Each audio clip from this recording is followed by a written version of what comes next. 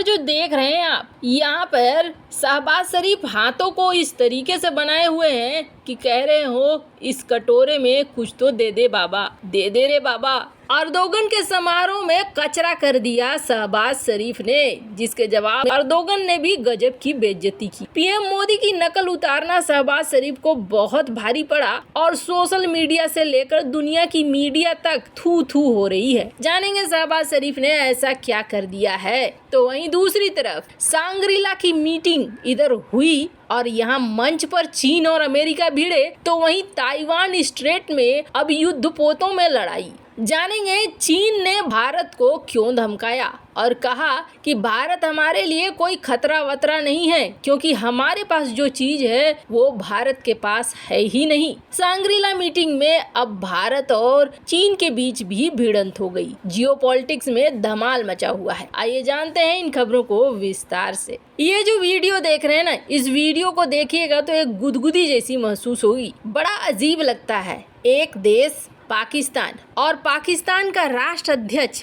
ऐसे करता है जैसे कोई फूहड़ हो। कुछ इसी तरीके के लक्षण इसके दिखते हैं। अब वीडियो में आप देख सकते हैं गले लगने के लिए बेताब था शहबाज शरीफ। शायद पीएम मोदी की नकल करना चाह रहा हो और अर्दोगन की तरफ बढ़ा भी, लेकिन अर्दोगन ने कंधे में कंधा मिलाकर इसे छोड़ दिया। और आपको बता दें, ऐसा नहीं है कि अर्दोगन ने सबके साथ ऐसा किया हो। अर्दोगन ने बाकी लोगों के साथ बड़े अच्छे से गले मिलकर मुलाकात की, लेकिन शहबाज शरीफ को दिया बड़ा झटका। वैसे दुनिया भर के कई नेताओं के बीच में शहबाज शरीफ के लिए ये बड़ी वाली बेइज्जती है। शपथ ग्रहण से ठीक पहले अर्दोगन ने सभी विदेशी मेहमानों के गले लगकर उसका स्वागत किया। इस दौरान पाकिस्तानी पीएम शहबाज शरीफ ने प्रधानमंत्री नरेंद्र मोदी की नकल करने की सोची थी, लेकिन शहबाज को अनमने ढंग से सिर्फ कंधे से दूर भगा दिया। इस मुलाकात का क्या था, वीडियो तेजी से वायरल होने लगा। पाकिस्तान समेत पूरी दुनिया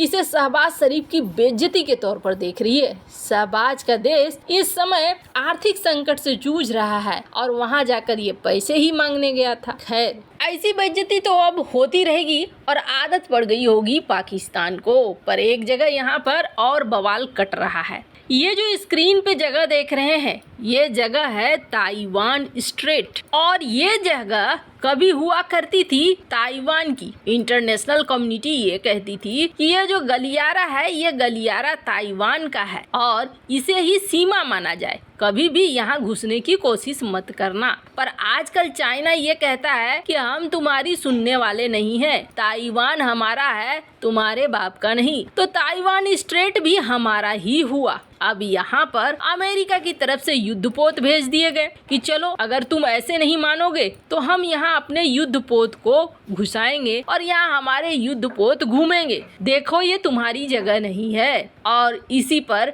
चाइना को भी गुस्सा आ गया। चाइना ने भी अपने युद्धपोत भेज दिए यहाँ पे और यहाँ पर युद्धपोत इस तरीके से आपस में टकराए, जिसे कह सकते हैं आप कि चाइना कह रहा है हम तुमसे लड़ने को तैयार हैं। अमेरिकी युद्धपोत को जोरदार टक्कर मारी। स्क्रीन पर आप देख सकते हैं आर्टिकल। और आपको बता दें, ये जो चाइनीज वॉरशिप है जिसने अमेरिकी वेसल्स के साथ ताइवान में टकराया, ये अब एक्सपर्ट ये कह रहे हैं कि देखो ताइवान के लिए आगे बढ़ चुका है चाइना और चाइना इस चीज से नहीं डर रहा है कि यहाँ पर रूस यूक्रेन युद्ध में रूस की क्या हाल हुई है, बल्कि चाइना अब लड़ने के लिए बेताब है। वैसे आपको बता दें, जो वेसल्स और युद्धपोत की टक्कर हुई है उसमें है यूएसएस चुंगून और HMCS, जिससे PLA की नेवी टकराई है। अब मामला कहां से बढ़ा, तो आपको बता दें मामला बढ़ा है सांग्रीला मीटिंग से। सांग्रीला मीटिंग में देखने को मिला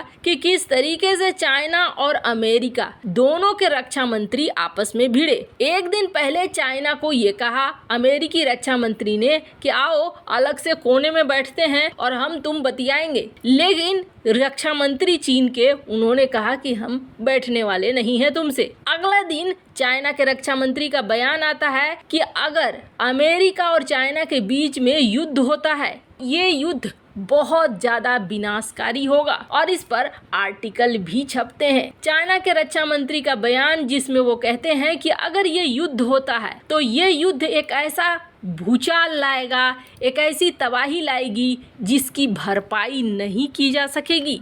मतलब इनको भी समझ में आता है कि ये युद्ध होगा तो बड़ा युद्ध होगा, लेकिन इसका मतलब ये नहीं है कि इस युद्ध से चाइना पीछे हटना चाह रहा है। ये इन्होंने ताइवान स्ट्रेट में करके दिखला दिया कि यहाँ पर सीधे सीधे टक्कर मार दी अमेरिकी युद्धपोत को। पर सवाल ये उठा कि सांग्रीला की ही मीटिंग में भारत और चीन भी भिड़ गए। सांग्रीला की मीटिंग में जो डेलीगेशन आया था चाइना मिलिट्री का, यानी PLA जो उनकी सेना है, उन्होंने कहा कि हम भारत को एक खतरा नहीं मानते हैं। अब ये मत सोच लीजिएगा कि इन्होंने इसलिए कहा क्योंकि वो हमें अपना दोस्त मानते हैं, बल्कि इन्होंने कहा कि भारत के पास वो चीज है ही नहीं जो चीज हमारे पास है, इसलिए हम भारत को खतरा नहीं मानते हैं, लेकिन अमेरिका को हम खतरा मानते हैं क्योंकि अमेरिका के पास वो चीज है। अब वो कौन सी चीज है? सबसे पहले किसने इस बात को कही तो आपको बता दें, PLA का डेलीगेशन जिसको लीड कर रहे थे सीनियर कर्नल झाओ झियोझो। ये इन्होंने कहा कि आपने कभी देखा है भारत के टैंक, भारत के एयरक्राफ्ट, भारत के वॉरशिप कैसे हैं? ये जो इन्होंने अपने लिए बनाया है, क्या ये लड़ने लायक हैं? आपने क्या देखा है कि इनकी डिफेंस इंडस्ट्री बहुत मजबूत हो? 2018 से 2022 तक अभी तक दुनिया का सबसे बड़ा मेजर हथियार खरीदने वाला देश रहा है। अभी तक तो 31% हथियार ये रूस से ही खरीदता है, और ये हमारी बात नहीं है बल्कि सिपरी की रिपोर्ट कह रही है। भारत ने ना कभी कोई ध्यान ही नहीं दिया। एक दूसरे कर्नल झांग जी ने कहा कि आप जरा सा देखें, कभी उन्होंने अपनी मिलिट्री को मॉडर्न बनाया ही नहीं। एक सुपर पावर देश जो होता है वो अपनी मिलिट्री को मॉडर्न बनाता है। हाँ, अभी कुछ कोशिश जरूर चल रही है कि क्वाड इन्होंने बनाया हुआ है, और क्वाड के जरिए बाकी के देश जापान, ऑस्ट्रेलिया, अमेरिका भारत को मजबूत करना चाह रहे हैं। ये सब कुछ ठीक है, लेकिन इनको बनने में बहुत वक्त लगेगा। इनके पास न तो अपना कोई वेपन सिस्टम है, न ही अपना कोई स्ट्रॉन्ग इंफ्रास्ट्रक्चर है। वैसे इन्होंने एक बात और जोड़ी, इन्होंने कहा कि और उससे भी बड़ी बात यह है कि भारत नाम का सदस्य है। नाम मतलब नॉन अलाइंड मूवमेंट, यानी किसी के गुट में नहीं जाएगा। तो ऐसे में हम भारत को अपने लिए खतरा नहीं मानते हैं। जिसके जवाब में भारत की तरफ से डेलीगेशन ने कहा, सबसे पहले तो नाम को भूल जाओ। नाम बना था शीतकाल में,